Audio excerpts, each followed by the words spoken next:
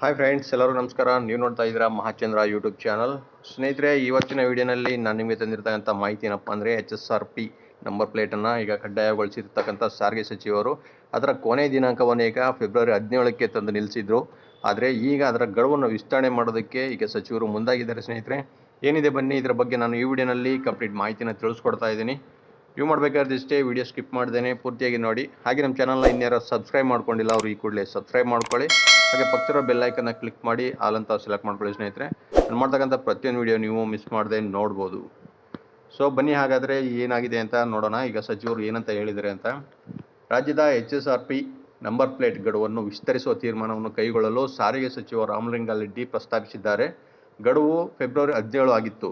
ಆದರೆ ಕೆಲವೊಂದು ಕಾರಣಾಂತರಗಳಿಂದ ಕರ್ನಾಟಕ ರಾಜ್ಯ ಸಾರಿಗೆ ಇಲಾಖೆಯು ಹೈ ಸೆಕ್ಯೂರಿಟಿ ನಂಬರ್ ಪ್ಲೇಟ್ ಗಡುವನ್ನು ವಿಸ್ತರಿಸುವ ತೀರ್ಮಾನ ಕೈಗೊಳ್ಳಲಾಗುತ್ತಿದೆ ಎಂದು ಭರವಸೆ ನೀಡಿದೆ. ಹಲವಾರು ಪ್ಲಾಟ್ಫಾರ್ಮ್ಗಳು ಹೆಚ್ಚಿನ ನೋಂದಣಿಗಳನ್ನು ಮಾಡಿವೆ. ಇದೀಗ ಸಾರಿಗೆ ಸಚಿವ ರಾಮಲಿಂಗಾರೆಡ್ಡಿ ಅವರು ದಿನಾಂಕವನ್ನು ಮತ್ತೆ ವಿಸ್ತರಿಸಲು ಬೇಡಿಕೆ ಹೆಚ್ಚುತ್ತಿದೆ ಮತ್ತು ನಿರ್ಧಾರ ತೆಗೆದುಕೊಳ್ಳಲಾಗುವುದು ಎಂದು ಹೇಳಿದರು.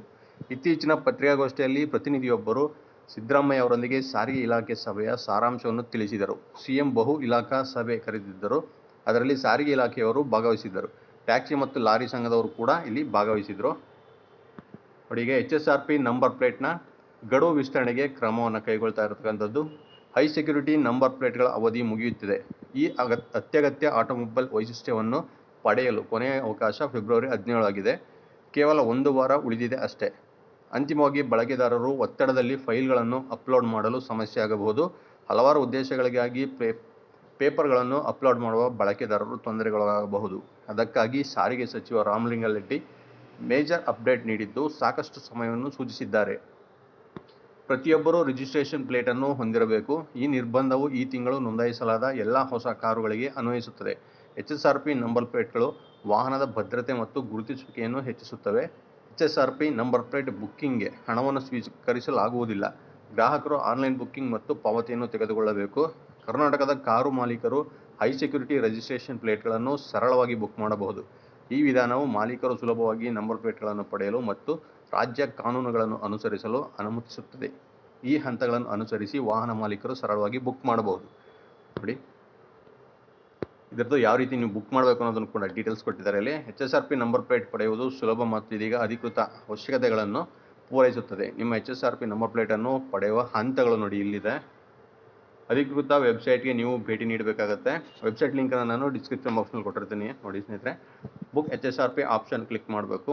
ಅದರಲ್ಲಿ ವಾಹನ ವರ್ಗದ ಆಯ್ಕೆ. ನಿಮ್ಮ ವಾಹನವು ದ್ವಿಚಕ್ರ ವಾಹನ, 4 ಚಕ್ರ ವಾಹನ ಅಥವಾ ವಾಣಿಜ್ಯವಾಗಿರಬಹುದು. ಬುಕ್ಕಿಂಗ್ ವಿಭಾಗವನ್ನು ತಲುಪುವುದು ನಿಶ್ಚಿತವಾಗಿರುತ್ತದೆ.